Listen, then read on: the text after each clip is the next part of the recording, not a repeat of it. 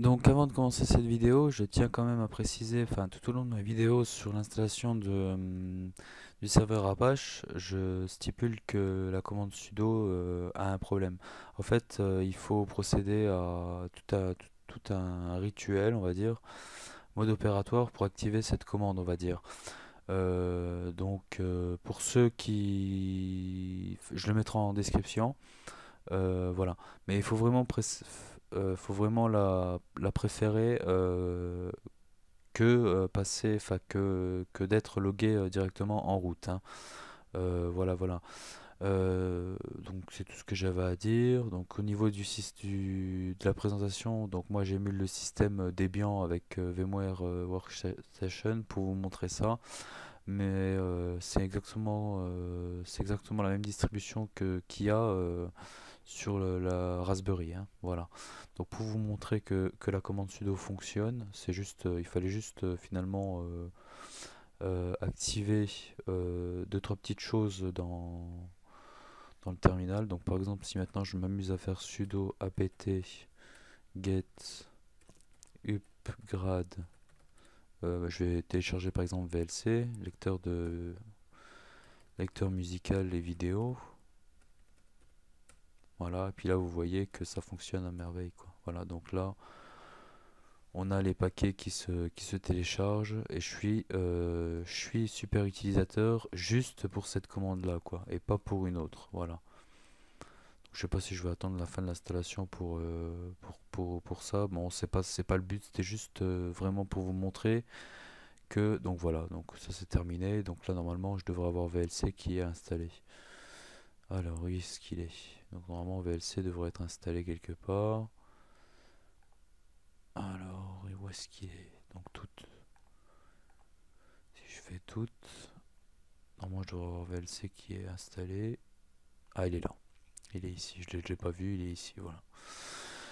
Donc voilà, voilà. Donc je vous laisse regarder la suite de la vidéo qui concerne finalement l'installation du serveur Apache. Eh bien, salut tout le monde, ici Kevin Intel. Donc on se retrouve aujourd'hui dans une nouvelle vidéo où je vais vous présenter, enfin du moins je vais avec vous, on va dire, installer un serveur Apache sur le Raspberry Pi. Bon, à savoir que j'ai choisi de moi-même d'installer, on va dire, une version dérivée du Raspbian, hein, parce que bon, Raspbian c'est Debian, en plus simplifié, il me semble, en beaucoup plus simplifié d'ailleurs. Mais au niveau des commandes et des choses comme ça ne change strictement rien. Et le souci majeur que j'avais, c'est de vous faire une vidéo, j'allais dire, assez propre. Et je me suis dit, mais comment faire une vidéo, j'allais dire, d'installation sans avoir de caméra parce que j'aurais été obligé de filmer avec mon téléphone portable et de taper les commandes en même temps. Ça aurait été, bon voilà, ça aurait été une vidéo, j'allais dire, qui aurait pas été sympa à voir. Donc j'ai préféré installer une version dérivée de Raspbian, donc Debian, pour faire cette installation. Donc pour ce faire, on va se rendre directement dans le terminal. Donc vous aurez vous aurez le terminal directement affiché ici avec le logo Raspbian ici. Ça change rien.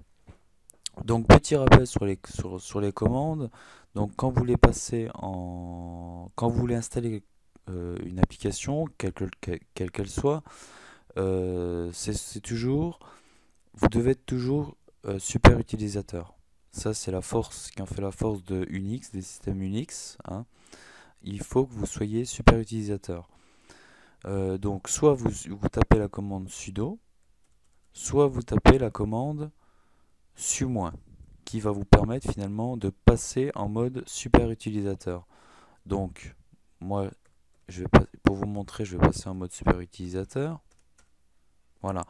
Donc, ce qu'il faut savoir, c'est que sur Raspberry, donc j'ai testé, hein, ce même principe, ça ne fonctionne pas. Par défaut, le super utilisateur sur Raspberry ne fonctionne pas. Pour l'activer, c'est tout simple, je vais vous le montrer. Enfin, j'allais dire, moi il est déjà activé par défaut sur la version Debian que j'ai installée. Mais par défaut chez vous, ça sera cette commande-là qu'il va falloir taper pour activer finalement le pour activer finalement le ici cette commande là pour activer finalement le mode super utilisateur. Voilà. Il va vous demander le mot de passe. Donc le mot de passe, ça sera Raspbian, hein. Non, Raspberry, excusez-moi, c'est Raspberry le mot de passe. Il va vous demander un nouveau mot de passe. Vous allez taper votre nouveau mot de passe. Il va vous demander de le confirmer et vous allez le confirmer. Et puis là, dans ce cas-là, quand vous ferez su moins et vous taperez votre mot de passe, ça fonctionnera à merveille. Mais je vous conseille pour installer en général des logiciels, des applications, je vous conseille d'utiliser la commande sudo qui vous permet au fait d'exécuter, on va dire, une seule et unique commande en mode super utilisateur. Ça permet surtout, j'allais dire, d'éviter de faire des grosses erreurs dans le système. Parce que quand vous êtes root, j'allais dire, vous pouvez faire tout et n'importe quoi. Alors que si vous faites, j'allais dire, vous tapez sudo, eh ben, ça va vous permettre finalement d'exécuter qu'une seule commande à la fois. Enfin, seule la commande, par exemple, là, je vais installer le serveur comme, comme dit dans la vidéo, le serveur Apache, qui est un serveur finalement HTTP, enfin un serveur web. Apache, donc Apache 2, donc comme ceci.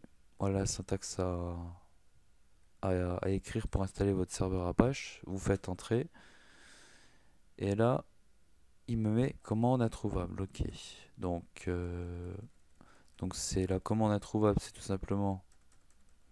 Donc ce que je vais faire, je vais tenter de passer en mode super utilisateur pour pouvoir installer. Parce que je sais pas comment. Enfin, la version Debian, c'est la première fois que j'utilise. J'utilisais beaucoup Fedora et Ubuntu qui ne posait pas problème, mais apparemment celle-ci, qui est proche du Raspberry, de la version Raspbian, apparemment pose problème dans certaines commandes. À des commandes, on va dire, qui se rapprochent pas de d'autres distributions. Donc, on va recommencer pour voir. Et donc là, bon, ça se fait. Donc apparemment, la commande sudo ne fonctionnerait pas. C'est ce qui est très étonnant, d'ailleurs, je le découvre en même temps que vous. Sur Debian en fait, sur la distribution Debian. Donc là, vous installez votre serveur Apache. Une fois qu'il sera installé, vous aurez dans les fichiers, donc dans ordinateur, dans var, vous aurez www. Bah voilà, il y est déjà. Bah c'est bah oui, il a fini de l'installer, c'est pour ça. Donc voilà, vous aurez ce petit répertoire là où dedans, il y a un sous-répertoire qui s'appelle HTML, excusez-moi. Voilà, où là-dedans, vous aurez, on va dire, vous aurez finalement vos sites, j'allais dire, vos fichiers, enfin, que importe. Ça, vous pouvez mettre tout et n'importe quoi, du moment que vous soyez sûr, j'allais dire, de la sécurité. D'ailleurs, on va revoir la petite commande qui va permettre de sécuriser ce répertoire-là. Parce que normalement, par défaut, je crois que ouais, vous pouvez pas créer de nouveaux fichiers. Vous pouvez pas non plus, je pense, modifier. Ouais, vous pouvez même pas le mettre à la corbeille. Donc, on va déjà, d'ores et déjà, tester, j'allais dire. Donc moi, je suis obligé de me mettre en route, hein, c'est dommage. Mais vous exécutez la commande sudo, c'est beaucoup plus sûr pour vos manips, pour éviter de faire des erreurs. Donc là, si je fais un ls, donc cd, je le rappelle, pour se placer dans les répertoires et dans les sous-répertoires. ls qui va me permettre de lister les répertoires, enfin les fichiers et répertoires qu'il y a dans mon répertoire finalement. Je vais créer un nouveau fichier que je vais appeler Kevin. Et là, vous allez voir que dans mon répertoire HTML, il y a un sous-répertoire qui s'appellera Kevin. Voilà, donc là vous le voyez, il est ici. Et donc pour le supprimer, bah, vous faites tout simplement rm bah, Kevin tout simplement. Ou rm, enfin le nom suivi du nom du dossier que vous voulez supprimer ou ajouter. Enfin, si vous créez un répertoire, voilà.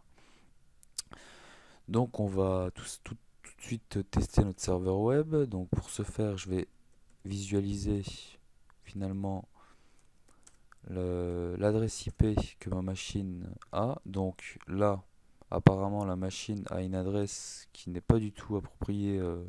Enfin, je veux pas qu'elle ait cette adresse-là, donc je vais la changer. Je vais mettre pause sur la vidéo et je vais changer parce que bon, moi c'est normal, j'émule la machine, donc automatiquement j'ai des petits soucis au niveau j'allais dire, de l'adressage d'IP local.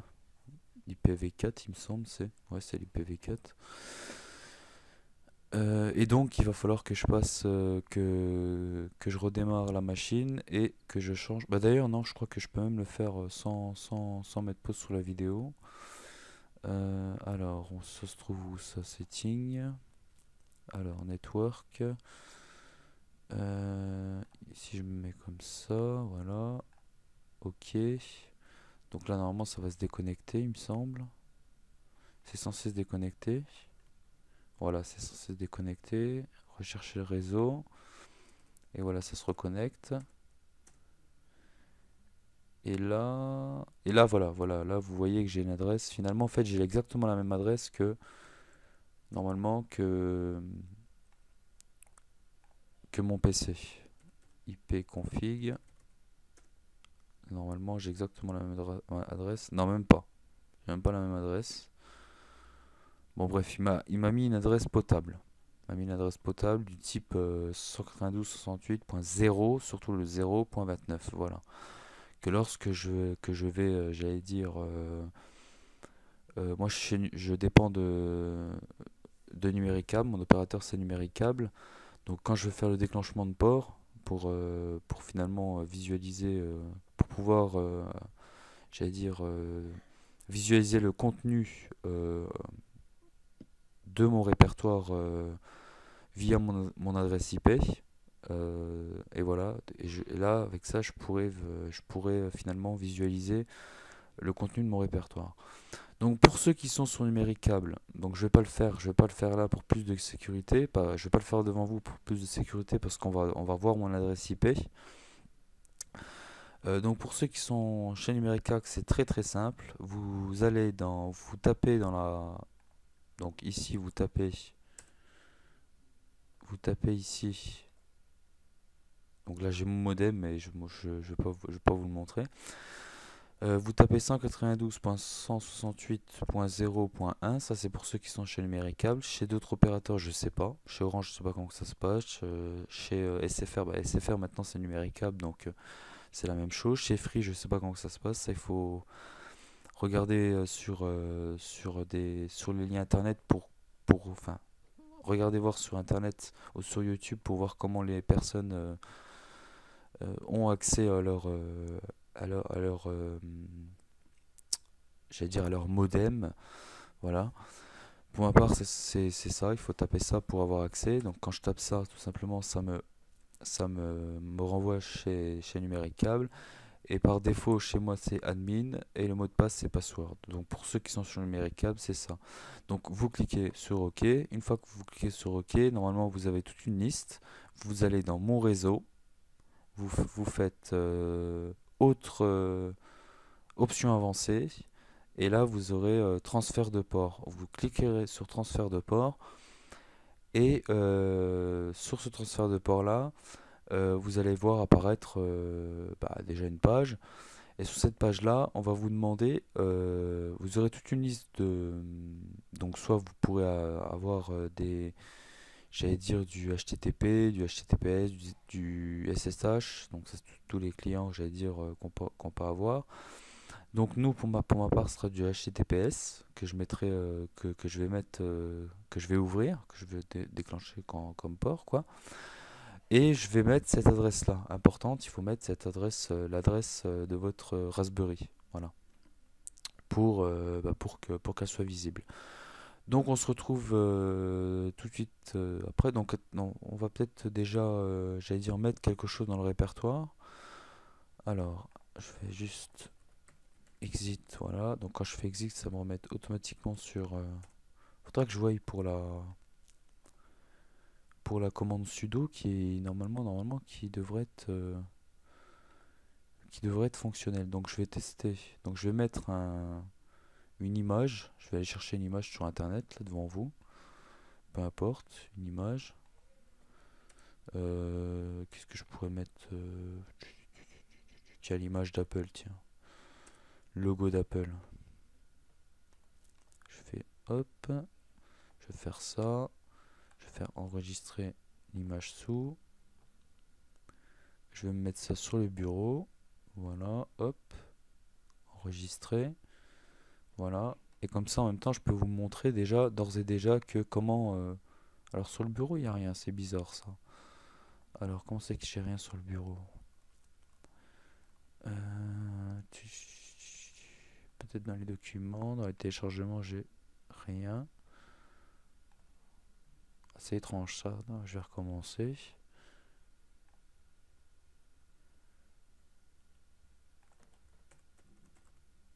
Et parce que j'ai l'habitude vraiment de travailler sur les Raspberry ou sur les versions Fedora ou Ubuntu et pas sur le. J'ai pris Debian parce que Debian c'est la distribution Linux qui se rapproche le plus à. Oui, c'est bureau, donc à la limite on va mettre ça dans téléchargement, c'est pas grave. Puis après voilà, hop. Et puis dans téléchargement, normalement j'ai mon logo, ok. Ce logo là, je vais essayer de le déplacer. Si je peux pas le déplacer, c'est pas grave. Non, apparemment on peut pas le déplacer, donc je sais pas, je sais pas je débute, hein, savoir que je débute dans sur des biens. Alors, je vais faire un logo, tout simplement. Je vais renommer l'image. Et puis ici, je vais ouvrir un terminal. Ce qui est par contre bien dans ce genre de distribution Linux, surtout les nouvelles, c'est que vous pouvez ouvrir n'importe où. Par exemple, quand vous allez dans ordinateur, si maintenant je me mets dans var, vous pouvez par exemple ouvrir directement un terminal et ça vous place directement dans le répertoire. Vous n'avez pas besoin de faire CD, vous placez directement dans le répertoire. Donc ça c'est un gain de temps, j'allais dire. Donc là si je fais un ls, ça va me répertorier finalement mon logo. Le logo que je vais que je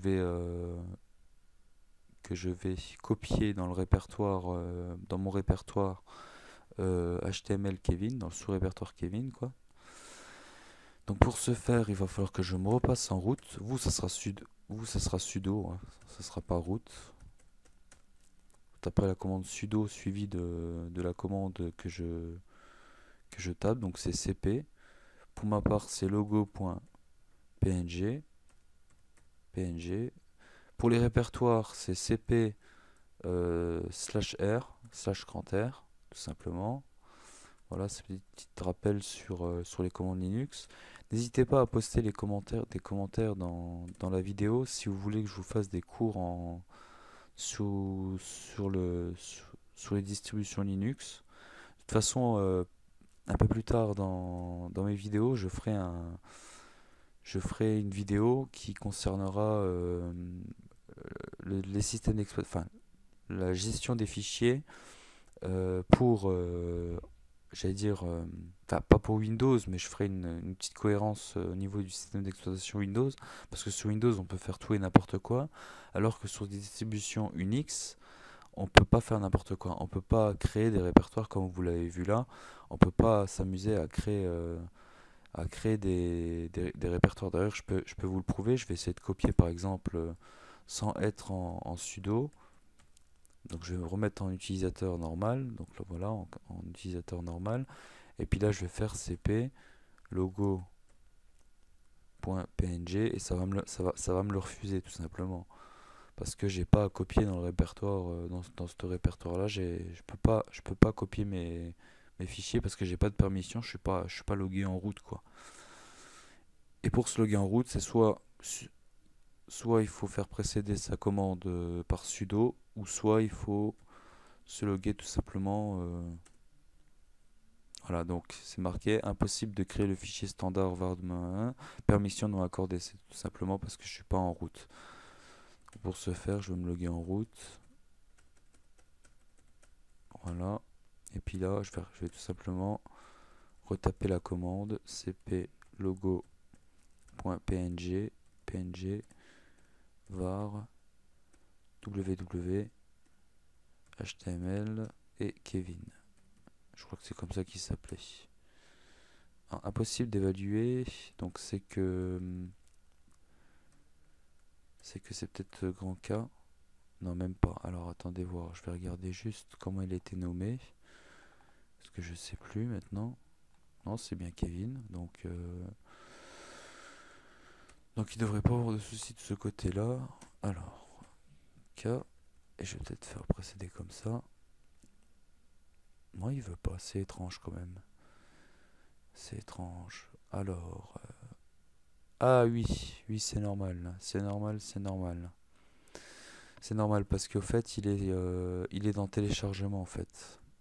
Alors, par contre, là, ça va être compliqué de le faire. Alors, fichier, téléchargement, ouvrir un terminal. Le problème, c'est que si je me log en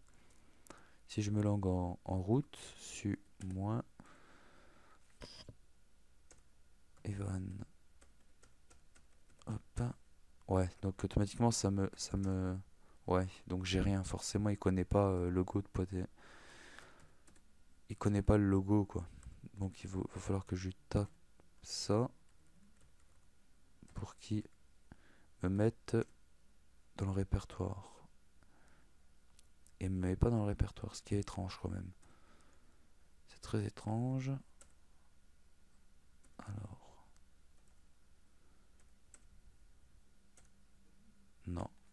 Écoutez, je vais mettre pause sur la vidéo, je vais voir ce qu'il en est.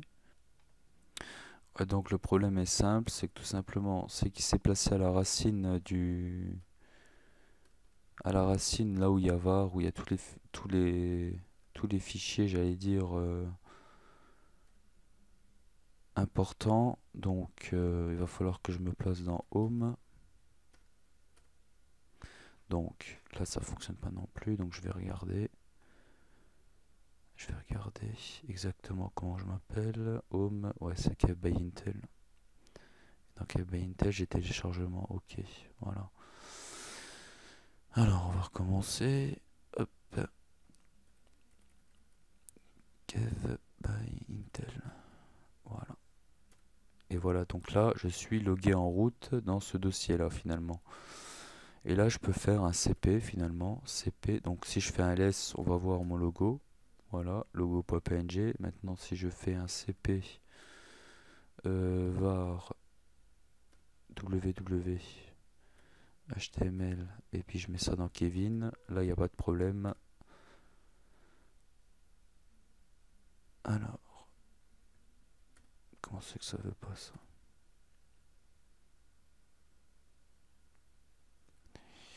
Manquant. Alors, j'arrive pas à comprendre pourquoi ça ne fonctionne pas. Pourtant, c'est bien le sous-répertoire. Ah, mais alors là, c'est vraiment. C'est n'importe quoi. Je suis fatigué, c'est vraiment n'importe quoi. Voilà. Donc là, c'est bon. Ah non, même pas. C'est bien logo.png. Donc si je fais cp logo.png, je mets ça dans var, www, html, et puis je fais ça dans Kevin. Normalement, ça devrait fonctionner. Voilà, ça fonctionne. Ok, donc on se retrouve tout de suite, on va se retrouver tout de suite dans. Donc alors, avant toute chose, il faut démarrer. Il va falloir démarrer le serveur parce que là, bon, je l'ai installé comme je vous l'ai montré tout à l'heure, je l'ai installé. Il va falloir le démarrer le serveur. Alors pour ce faire, vous faites. Alors normalement vous faites. Je vais regarder. Vous faites service. Donc pour vous, ça sera sudo service apache 2 start. Donc moi, j'ai pas besoin de le faire parce que je suis en route. Donc je fais juste service apache 2 start. Voilà. Et là, voilà, mon serveur web, eh bien, vient d'être activé. Bien sûr, si vous voulez le stopper, vous avez juste à faire stop, hein, j'allais dire, voilà, hop. De toute façon, c'est des commandes qu'on retrouve, c'est des commandes qu'on retrouve partout sur le net, hein. Voilà, j'invente rien. Donc une fois ça c'est fait, donc normalement ici, quand je vais taper finalement l'adresse de mon serveur web, donc mon serveur web c'est 0.0, enfin 0.92.168.0. Donc l'adresse du serveur, je vous la remontre. Donc si je fais if config pour revoir l'adresse du serveur, donc l'adresse du serveur c'est 192.168.0.29 pour ma part. Euh, Bien sûr, je le répète, il faut ouvrir le port euh, dans, sur votre passerelle, donc le modem, quoi. Voilà, donc on se retrouve tout de suite une fois que j'aurai activé, enfin que j'aurai activé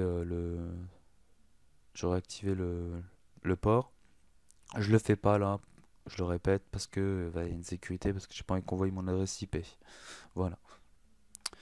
Donc voilà, je viens d'activer l'adresse. Donc normalement, si je vais maintenant, si je vais ici, donc je tape 192.168.0.29 slash Kevin, ça c'est mon sous-répertoire. Normalement, voilà. Donc j'ai le logo voilà, le logo d'Apple que j'ai mis sur le serveur, quoi. Bien évidemment, tout ça, ça peut se sécuriser, tout ça c'est pour le moment, parce que ça j'allais dire c'est pas sécurisé, mais il y a moyen de mettre un mot de passe, ça il y a aucun problème là-dessus. Il y a moyen bien sûr de configurer, j'allais dire, euh, de sorte que les personnes peuvent visualiser, mais non, j'allais dire, ne peuvent pas enregistrer vos données, enfin des choses, ou alors il y a moyen de carrément de mettre un mot de passe avant la connexion sur le serveur, quoi, voilà. Donc je pense que j'ai fait le tour, je pense que c'est la fin de cette vidéo pour cette installation du serveur HTTP. Euh, je le répète, j'aurais pu le faire avec sous interface graphique, enfin avec, j'allais dire, mon téléphone portable en filmant mon écran avec la Raspberry Pi connectée. Le problème, c'est comme je vous l'ai dit, au niveau j'allais dire au niveau de la visualisation des données, enfin des données du résultat, enfin voilà quoi, on aurait mal vu, enfin j'allais dire, il y en a qui le font sur internet, mais bon, pour la compréhension, j'allais dire, c'est pas tout à fait des fois lisible quand on voit certaines qualités de vidéos qui sont faites, j'allais dire, voilà. Moi je préfère partir sur une distribution qui est très très proche, émuler une distribution très très proche de celle de Raspberry, quoique vous avez vu que tout à l'heure j'ai essayé la commande sudo qui apparemment ne fonctionne pas. Et ça, c'est quand même assez étrange que cette commande ne fonctionne pas, parce que normalement elle devrait fonctionner. Si maintenant je fais sudo install VLC par exemple,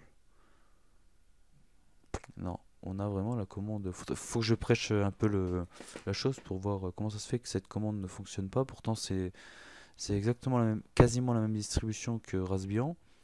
Sauf que, et sur Raspbian, la commande sudo fonctionne, et sur celle-ci, elle ne fonctionne pas. Et sur toutes les autres distributions Linux, Ubuntu et Fedora, la commande sudo fonctionne. Donc il faut que je voie, elle existe peut-être, mais faut que je voie comment l'activer, quoi. Voilà, voilà, donc c'est la fin de cette vidéo. Je ferai très prochainement une vidéo qui concernera le système d'exploitation Mac, iOS, hein, El Capitan, pour vous faire un petit rapprochement, on va dire, au niveau, j'allais dire, au niveau des deux systèmes d'exploitation, donc Linux et iOS. Vous me direz ce que vous en penserez, parce que c'est finalement, enfin, je peux déjà d'ores et déjà vous dire que c'est exactement les mêmes systèmes d'exploitation, sauf que bien entendu, iOS a sa surcouche, dans le sens où c'est beaucoup plus raffiné, beaucoup plus pas fiable, mais beaucoup plus, j'allais dire, développé en termes d'application et en termes d'ergonomie, c'est beaucoup plus, voilà. Mais finalement, le noyau qui est un noyau finalement Unix, en fait, il en existe deux. Et ça, je vous montrerai. Il en existe deux. Il existe soit MS-DOS qui est Windows finalement, soit Unix qui reprend finalement toutes les distributions comme Fedora, Ubuntu, iOS, Android, Mac OS X, voilà, toutes les distributions qu'on a aujourd'hui. Et donc il est très difficile d'y en faire, par exemple sur ces machines-là ou par exemple sur Mac, je sais pas si les personnes qui ont la chance d'avoir un Mac, comme moi par exemple, j'ai un Mac mini, pas trop cher bien entendu, n'ont pas de système d'antivirus. Pourquoi? Parce que tout simplement, il n'y a pas besoin, enfin, il n'y a pas d'exécutable. Seul le super utilisateur peut exécuter, j'allais dire, ses propres, ses propres applications. Donc, l'utilisa- la personne étant loguée comme utilisateur tout le temps ne peut pas installer d'application. De plus que sur iOS, on a encore, j'allais dire, un truc, enfin une option supplémentaire qui permet au fait de désactiver tout ce qui n'est pas approuvé Apple. Donc ça veut dire que même si vous voulez installer une application, si elle n'est pas certifiée Apple, vous ne pourrez pas l'installer. Voilà. Mais ça, je vous montrerai ça dans une autre vidéo. Voilà, donc j'espère que ça vous aura permis d'installer un serveur web sur votre Raspberry. Et puis à bientôt dans une vidéo qui concernera soit le Raspberry Pi, soit l'Arduino, soit les microcontrôleurs, ou soit des petits tutoriels comme ça sous Linux. Voilà. Allez, à bientôt tout le monde.